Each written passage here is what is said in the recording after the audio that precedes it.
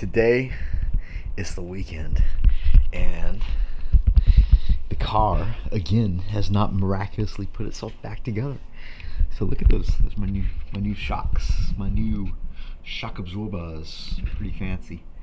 So it'll be interesting to see. The other ones were completely blown out, so it'll be interesting to see what happens with the new ones. If I replaced the buttons in the back. I replaced ones in the back, and it rode much smoother. Of course, the back's got new springs now, and then we got these guys. One thing we did do, I don't know if I'm sure I mentioned it in a video, but I don't remember if I actually put it in the video, because a lot of times I'll say stuff and do stuff and I'll just cut it out because I already leave enough stuff in that no one really cares about. So I ordered C5. This company makes these spindles that use C5 hubs bolt onto them, and then you can use the C5 brakes. You know, the rotors and the calipers. I think they're like four piston, whatever. C5 brakes. They're 13 inches, which is massive considering these wheels are 14 inches, so you get quite a bit of brake. So I'm gonna have to figure out the wheel situation with this, which I think is I just buy the same this Mustang billet look back here is just pretty much the old school. I think they're called torque thrust or torque flights or something to do with torque from American Racing Wheel, and I think there's about a million knockoffs, so I'll just probably buy the same for the front. I might get them powder coated, but I digress. I ordered those things, man. Like I called the dude up, and dude was like, "Yep, we got those." He's a mouth breather. "Yep, we got those in the warehouse, no problem." And they didn't have no problem charging me. And I get like a bit annoyed. Like I don't do customer service. Well, I don't do phone conversations well because I was in the Army for like 25 years, so I actually like specialized in like becoming an asshole. Like I am the guy that had to be the dick to everybody and tell people shit they didn't want to hear, and that so that just it's hard to turn that off, so I don't like to talk to people on the phone because it's kind of like maybe that's ingrained a little bit. Even though I'm like totally appreciative of I love my customers, and it's you guys couldn't do this without you guys, couldn't do it without, and I know that and I appreciate it. But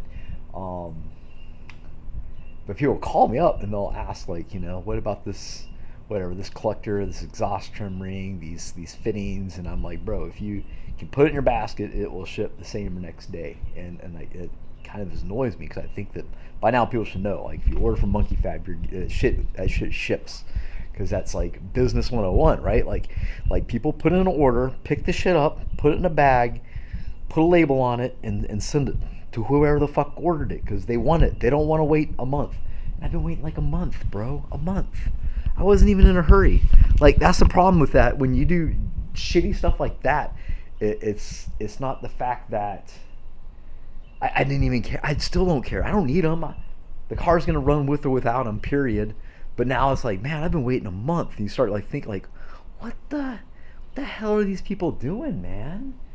So now I gotta call them up and be like, bro, when you said they were in the warehouse, does that mean that it's gonna take a month, or did you guys lose my shit? Because I've had that happen too, where people just don't put your order in the fucking mail, that's I don't know.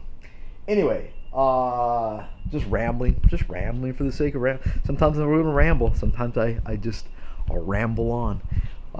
So anyway, we are, an air conditioner and a turbo pipe basically away, and fluids basically away from getting this guy back on the road in a hood. So that's what we're going to be doing today, is we're just going to be putting stuff back on old Project Shitbird here.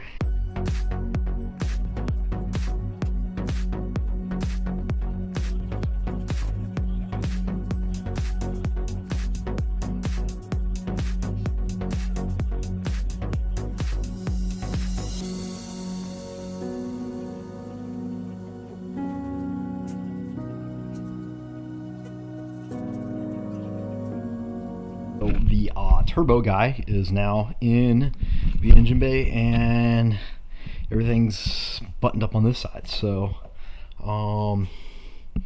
yeah, it's a bit of a dance getting this guy in here. And I think if I was to do this again and I wasn't like in a hurry, I'd probably take that back pipe maybe. It's just so close. I mean, if you look, it's just so close to that damn shaft in there. So I don't know, maybe I wouldn't do anything differently. It's about as good as that's going to get with the linkage and the downpipe clearing the steering shaft, etc., and the suspension parts. So I don't know, just rambling. I'm just rambling on. So air conditioner and charge pipes, maybe charge pipe first, then air conditioner. I don't know. We'll figure it out.